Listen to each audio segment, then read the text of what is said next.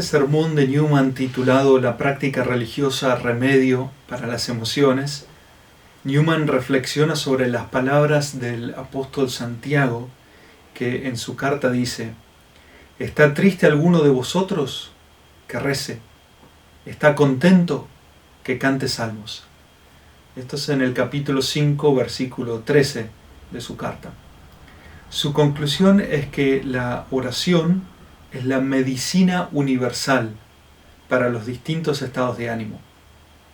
Esta es ya la primera enseñanza valiosa que podemos encontrar, a saber, que en los distintos estados de ánimo por los que pasamos debemos recurrir siempre a la oración, ya sea en momentos de mayor alegría para obtener moderación o en momentos de tristeza para recibir consuelo espiritual y una perspectiva mayor. En esto existen dos tipos de personas: aquellos que solo oran ante una dificultad o aquellos que solo acuden a la oración en momentos de alegría. Sin embargo, el apóstol Santiago dice que en ambos momentos hay que recurrir a ella, porque justamente eso nos ayuda a obtener el balance que está dado por un ritmo espiritual que refleja mejor nuestra obediencia de fe.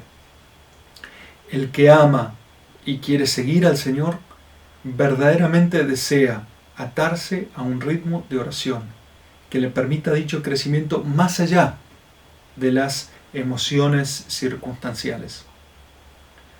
Newman compara esas emociones con la enfermedad física. La enfermedad o el dolor físico nos llevan a concentrarnos solo en eso y nos distraen de todo lo demás que está ocurriendo en el cuerpo. Lo mismo ocurre con las emociones a nivel espiritual. Pueden funcionar como distracciones cuando no son atendidas debidamente. El remedio, como ya anticipamos, es la oración, especialmente la oración litúrgica. Ya explicaremos por qué mejor. Hay dos tipos de distracciones, dice Newman: las seculares y las religiosas. En cuanto a las distracciones seculares, dice que las principales son el deseo de las riquezas o bienes materiales, el deseo del poder, la sed de fama. Son distracciones porque, como la enfermedad, enfocan toda nuestra energía en cualquiera de estos ídolos, porque son como la enfermedad, nos enfocan en esas cosas distrayéndonos de nuestro destino eterno. El principal obstáculo de su tiempo, dice Newman, y pienso que también puede ser aplicable a nuestro tiempo, es el afán del lucro, dice, las riquezas, el dinero, los bienes materiales. Podemos ver cómo claramente la oración es un remedio eficaz contra estas distracciones, porque determinados momentos del día y de la semana, esa persona que está dedicada al obtener más, al proveer para su familia o incluso a las riquezas o a la comodidad, al orar uno vuelve a centrar la atención en las cosas espirituales. La oración nos vuelve nuestra atención a las cosas del espíritu. Sin embargo, sabemos que alguien con esos afanes puede verse fácilmente tentado a cortar esos momentos de oración, distraerse en la oración y pensar en las mismas cosas mundanas que estaba haciendo antes, o incluso saltear sus momentos de oración porque cuando se ve presionado estas cosas parecen no ser tan importantes. Por eso, dice Newman, la oración litúrgica quizás sea el mejor antídoto, como la oración perfecta, porque tiene un tiempo y una modalidad ya establecidos que no podemos cambiar, y en ese sentido nos educa y nos obliga a prestar mayor atención a las cosas de arriba. Las otras distracciones a las que se refiere Newman en su sermón son las distracciones religiosas. Acá Newman recurre al ejemplo de la iglesia primitiva, donde vemos personajes como San Pablo en su conversión o el carcelero de Filipos, que se convirtió al ver el milagro por el cual Dios liberó a Pablo de la cárcel. o los numerosos conversos del paganismo que se encontraron con un nuevo modo de vida, lejos de aquella promiscuidad de su tiempo. En estos casos, la milagrosa providencia de Dios y las persecuciones funcionaron como moderadores para las almas, llevándolas a la adoración y a la contemplación del Señor. Así se dio un crecimiento más constante y más consistente en las almas. Las emociones religiosas no son predecibles. Por eso uno no puede confiarse en un recién converso. La perseverancia en la oración, y sobre todo la oración de intercesión y la oración litúrgica, son lo que van garantizando el verdadero crecimiento de las almas en la vida nueva. El ímpetu religioso, el deseo de seguir al Señor, siempre debe ser probado, como el oro en el crisol. Un gran ejemplo de esto encontramos en el Evangelio de la sanación de Bartimeo, el ciego de nacimiento, en Marcos 10. Bartimeo, sentado al borde del camino a la salida de Jericó, probablemente ya había escuchado hablar de Jesús, de sus enseñanzas y milagros, y en ese momento es movido a dar un paso de fe, al escuchar que Jesús va a pasar a su lado.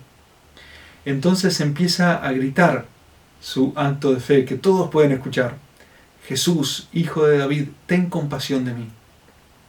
En ese momento en que Bartimeo siente el impulso interior de dar un paso de fe, la prueba se presenta, viniendo de 3 fuentes distintas. La primera fuente de prueba es el mismo Bartimeo, su propio pasado, podríamos decir. Él ya estaba cómodo en su situación y acostumbrado a vivir así. El Evangelio mismo lo describe como seguramente él se identificaba a sí mismo: mendigo y ciego. Esas eran sus 2 identidades. Sin embargo, Bartimeo vence esa primera prueba proveniente de su pasado y arroja su manto y salta camino a Jesús. La segunda prueba es la que proviene de los otros discípulos, aquellos que iban con Jesús, que intentan silenciarlo. Es la prueba que proviene de los otros en la comunidad cristiana. A veces puede ser con buena intención y a veces no tan buena, pero hay una influencia de la comunidad para ayudarnos a probar nuestra fe y a dar sucesivos pasos de obediencia. La tercera prueba, y quizás la que más nos cuesta entender, es la que viene del mismo Jesús, que le pregunta a Bartimeo: ¿qué quieres que haga por ti? Es una pregunta muy obvia porque todo el mundo sabía que él era ciego y estaba mendigando. Jesús lo desafía a pensar, como ya había hecho con los otros enfermos, al preguntarles ¿de qué quiere ser sanado? Jesús lo desafía y nos desafía a nosotros también para fortalecernos en nuestra decisión de seguirlo. Más allá del ímpetu religioso, de los sentimientos, podemos pensar en esas parábolas en que Jesús habla de un ejército, nos ayuda a calcular, dice: calcula bien si tienes los hombres necesarios, calcula bien si tienes el dinero necesario para construir la torre. Es decir, Jesús nos invita a pensar, a ser más intencionales, no dejarnos llevar simplemente por el ímpetu religioso del momento. Y del mismo modo nos ayuda a purificar nuestra intención. Bartimeo, conocemos la respuesta, dice con una oración prácticamente: Maestro, que pueda ver. También nosotros debemos ser probados en nuestro deseo de seguir al Señor. Como dice el libro del Eclesiástico, capítulo 2, versículo 1. Hijo, si te decides a servir al Señor, prepara tu alma para la prueba. Es decir, al momento que te decides seguir al Señor, al momento que tengas ese ímpetu interior de querer tomar decisiones de fe, también prepara tu alma para la prueba.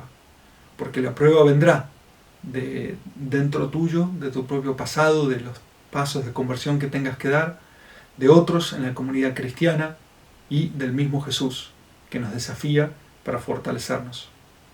El medio ordinario que tenemos para hacer nuestra fe cada vez más sólida es la oración, nos dice Newman en este sermón, y en especial la oración litúrgica.